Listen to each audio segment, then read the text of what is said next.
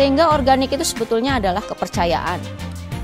Kalau orang sudah percaya bahwa Tasikmalaya Utara atau Selatan menghasilkan organik, Tasikmalaya itu terkenal dengan beras organiknya. Jadi kalau beras organik Tasikmalaya, mau beras organiknya itu dari daerah mana juga, atau beras organik beneran juga, nggak peduli beras organik Tasikmalaya. Padahal kita nggak tahu beneran organik apa anda, kita nggak tahu. Itu artinya kepercayaan, Kak. Kalau sertifikasi atau kita dapatkan nomor sertifikasi itu memang proses yang dinilai. Nah prosesnya itu lama dan agak mahal, sehingga nanti kalau untuk kebutuhan ekspor aja, Pak. Kalau ekspor barulah kita ngurusi sertifikasinya untuk petani, dan harus satu kawasan. Beberapa gapoktan kita buat untuk sertifikasi. Jangan satu gapoktan merugi nanti gitu.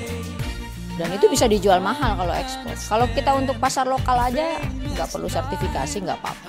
Kalau orang sudah tahu bahwa prosesnya itu baik, maka itu bisa dijual. Ya.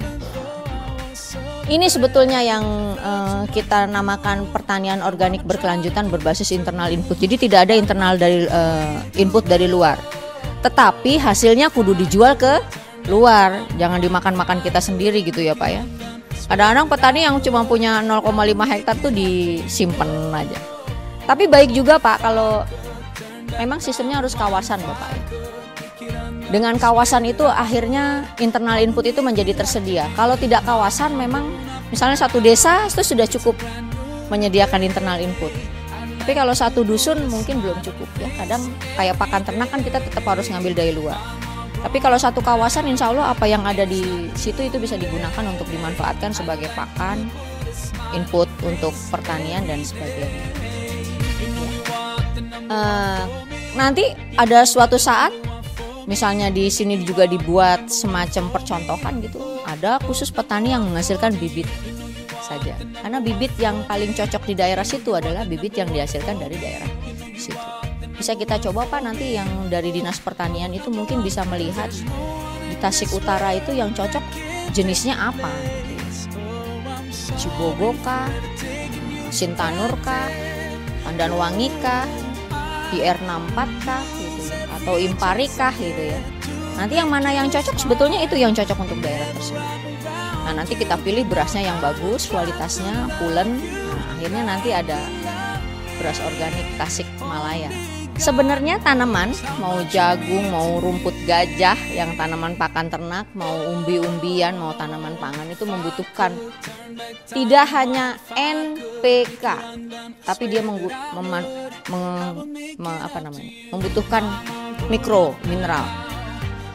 Mikromineral itu lebih kepada sifatnya untuk menunjang pertumbuhan, untuk kesehatan tanaman ya, terus kemudian untuk menghasilkan metabolit sekunder yang dibutuhkan oleh tanaman untuk menunjang hidupnya ya, terus kemudian menjaganya dari cekaman lingkungan maupun iklim, itu seperti itu. Sebutnya dengan istilah bioremediasi, jadi residu sisa pupuk kimia dan lain sebagainya di situ dihilangkan. Yang kedua meningkatkan pH-nya, yang ketiga meningkatkan bahan organiknya. Yang keempat memperbaiki teksturnya. Itu dengan satu pekerjaan saja Bapak. Kita semprotkan mobilin di lahan. Kalau di lahan sawah masih ada jeraminya jangan dipindahkan. Jeraminya tetap ada di situ. Itu sebagai tambahan bahan organik. Tapi tentu saja tidak semua, sebagian besar bisa kita pindahkan ke kandang untuk pakan ternak. Kalau di tebu ya tebunya daduknya tetap ada di situ untuk tambahan bahan organik. Kalau di tanaman tegalan ya sisa-sisa jerami bisa tetap ada di situ, kecuali daunnya bisa kita pindahkan untuk makanan ternak. Itu bioremediasi. Yang kedua, kita tambahkan pupuk organik untuk meningkatkan haranya. Nah, pupuk organik bisa kita fermentasi dulu di sini atau kita fermentasi di lahan. Kalau di lahan kita tebar setebal 5 sentian atau 3 sentian kita semprotkan. Diamkan 5 sampai 6 hari. Setelah gitu dia baru bisa diolah. Nanti akan terasa. Pada waktu kita mengolah lahan tuh lahannya jadi enteng, nggak keras lagi, lembut ya. Karena bioremediasi dengan mobilin itu tidak hanya berfungsi dari yang keempat tadi, dia juga berfungsi untuk melembutkan lahan, seperti conditioner lahan.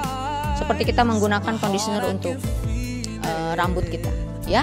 Setelah itu kasih makan seminggu kemudian sudah terlihat hasilnya. Seperti itu. Nah, itu yang bisa saya sampaikan. Terima kasih. Nanti bila ada pertanyaan dan diskusi mungkin setelah ini kali ya Pak. Iya, kita sholat dulu.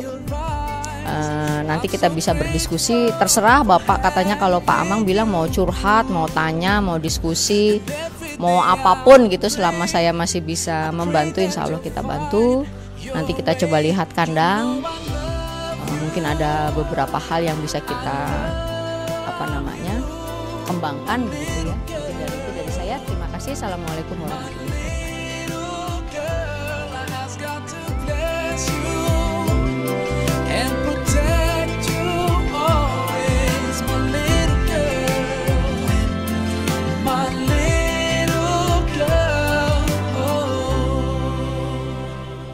You're like a shining star, so beautiful you are, my baby girl. You light up my world. I pray that I get the chance to be around and watch you grow and witness your first steps, and the first time when you